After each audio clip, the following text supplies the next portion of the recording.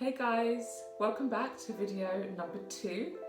Really excited to get into this topic today. If you haven't seen my first video, which is my introduction to YouTube and why I'm doing this channel, then I'll link it above now for you to click onto. First things first, please remember to subscribe. It's just that beautiful red button down below. It costs you £0, $0, €0, whatever currency you're in, to subscribe, and it's just a really nice way to show your support for this channel. So as you can see in the video title, today I will be discussing Dave Ramsey's 7 baby steps to financial success. I also want to put a disclaimer out that this is all done based on my research and I am not a financial advisor, but I do recommend also, just for your own knowledge, that anything that I say on this channel, if you're looking into it, do a bit of research yourself. It's a really good way to get more familiar with the subject. Now, the reason why I've decided to start with the Dave Ramsey baby steps, because I think it's a really good way to level out the playing field. So what I mean by that is it's no respecter of where you are financially. So no matter where you currently may be, there's something for you to take away from the baby steps and for you to start implementing in your life. So these 7 baby steps are discussed in Dave Ramsey's book, The Total Money Makeover. And not only does he discuss these 7 baby steps, he also speaks about his ethos on financial management, and really he doesn't believe in using credit ever. Now, at the end of me going through the 7 baby steps, some things that you maybe need to take with a pinch of salt, but let's get started. Baby step number 1 is to save $1,000 for an emergency fund. So for the UK, we can assume this 1 for 1. $1,000 can be considered £1,000. So the purpose of this step is to avoid you ever getting back into debt. So of course, £1,000 or $1,000 isn't a huge amount, but it definitely is a cushion for when those expenses tend to come up that you weren't projecting for. Now, if you already have £1,000 saved, you're ready to move on to baby step number 2. Baby step number 2 is to pay off all of your debt, excluding your mortgage. So this baby step is where things kind of get a bit crazy. And the reason why is because the reality is a lot of people are in debt. So if you are, know that you're not alone. So in terms of these baby steps, when Dave Ramsey's talking about debt, he's talking about things such as credit cards, personal loans, any payday loan, car financing or car loans, and student loans. However, if you're in the UK, then student loans shouldn't necessarily be on that list. And that's because majority of the time, it doesn't make financial sense to pay off all your student loans in the UK, but that's because they're written off after 30 years. But I will do a separate video on that another time. So Dave Ramsey recommends paying off debt using the snowball method. So in order to do this, you would need to list your debts from the smallest debt to the largest debt. And then you would work on paying off the smallest debt first, and then work your way down to the largest debt. The reason why he recommends this is because of the psychological and the motivational impact this will have. If the first debt you're trying to tackle is your largest debt and it's going to take you a long time to get there, that's less motivating than working on a small debt and seeing that you're able to achieve that in less amount of time. There is also the avalanche method that some people prefer, and that's where you list your debts according to the interest rate. So you would pay off the high interest debt first, and you would work your way down to the lowest interest debt.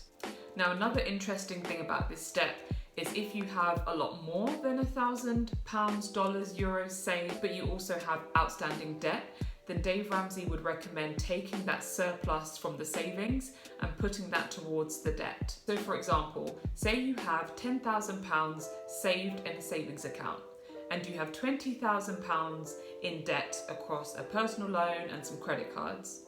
Dave Ramsey would recommend taking £9,000 out of those savings and putting that towards the debt.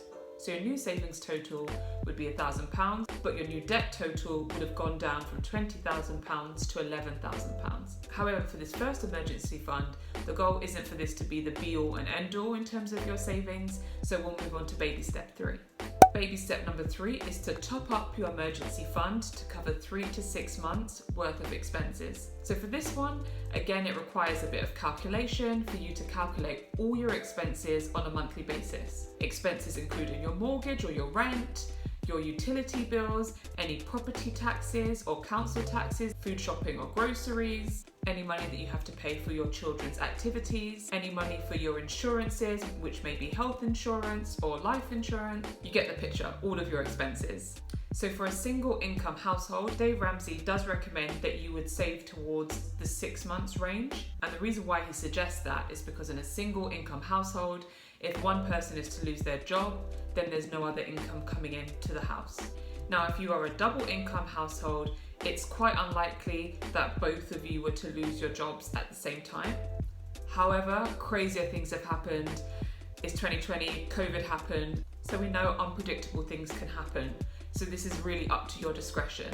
But for a double income household, you may consider saving only 3 months worth of expenses. Baby step number 4 is to invest 15% for retirement. Now, if you're in your 20s or your 30s or your 40s, maybe even your 50s, then there's not really a guarantee that the state pension will be there by the time we hit the retirement age. So I'm 28, and currently the retirement age for me is set at 68. That's 40 years from now, and we know the strains that are on our national insurance system and the social security systems. So for this reason, we can't necessarily rely on the state pension. Step number 5 is to save for your kids' college, or as we call it in the UK, university. Now, if I made this video maybe 10-15 years ago, then saving for your kids' college or university may not have been really relevant in the UK. Tuition fees were quite low, and it wasn't really a consideration that you had to think about. However, now in the UK, we know that tuition fees have shot right up, and this is something that we probably do need to consider for our children. And the great thing is, even if your child decides not to go to college or to go to university, then they can use that money towards their down deposit for their first home. At least you know you've got some money to help them on their journey into adulthood. Step number 6 is to pay off that house early. Now, this step is assuming that you have a mortgage, and if you do have a mortgage, then maybe hearing paying off your house early seems a bit crazy and not something that you really want to do.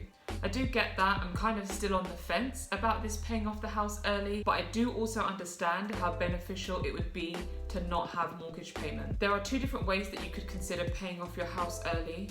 So the first way is to make overpayments on your mortgage. So you could do that on a monthly basis, or you could do that on a yearly basis. If you read your mortgage terms and conditions, it should state in there how much of an overpayment you can make per year without facing any early repayment charges.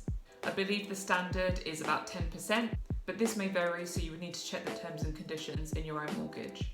Another way to pay off your house early is to reduce the length of your loan term. So for instance, you may have 20 years left on your mortgage. You could then reduce the length of the term of your mortgage from 20 years to 15. Of course, this does mean that your payments would go up, but instead of stretching those payments out over 20 years, it would be 15 years, and ultimately you pay less interest.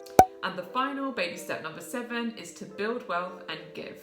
I'm trying to imagine myself what it would be like to be at step number 7, but I imagine you're living the dream and you're feeling pretty liberated. And needless to say really, that when you have got to that stage, you're going to want to help people on their way. I'm of the opinion that giving should be a part of your life, whether you're at baby step number 1 or whether you're at baby step number 7.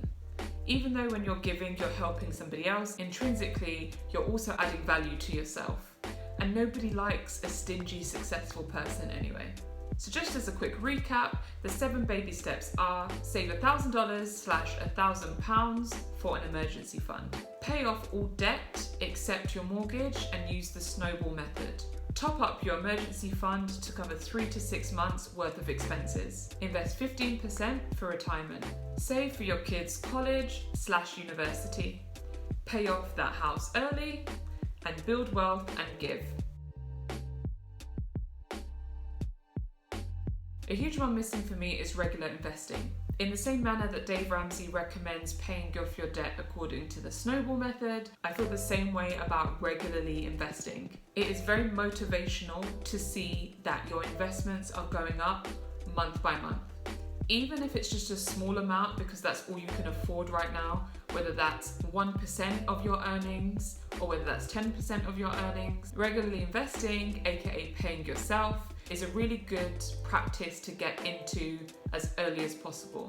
If you've never invested before, then I promise I will be doing some videos on investing, so stay tuned. Now for the die-hard Dave Ramsey fans, and for Dave Ramsey himself, he will say, stick to the steps as they're listed. Do not skip any step, just stick to them. I do understand why he's saying that. He has this idea that this method is tried and proven and why would you change it? But I don't really think that's fair to people who have different circumstances in their life. Everybody's circumstances are different and there could be a whole plethora of reasons why someone may do one step before they do another. So if you are considering doing these baby steps and you think, oh, this doesn't quite fit with me, I wouldn't say be put off completely. I would say adjust these steps according to how it suits your life. Now, once you have adjusted the plan, then stick to the plan. And also with sticking to a plan, sometimes you just need a bit of accountability. So whether that's reaching out to a friend or your partner or a parent or a child, whoever it may be, have someone hold you accountable. Better yet, if you can find someone to go on this journey with, that's just extra motivation to keep going. Now that's it for today's video. As I said, I really thought this was a good first topic to start with because there's something for you to work towards no matter where you are. I hope something that you've heard today has been helpful for you or just made you think, maybe I need to consider that. I'm really looking forward to seeing you in the next video. So if you haven't already, please do subscribe. Also, please do like this video and leave any comments below. I love to see the comments and I look forward to seeing you in the next video real soon. Thanks for watching and bye for now.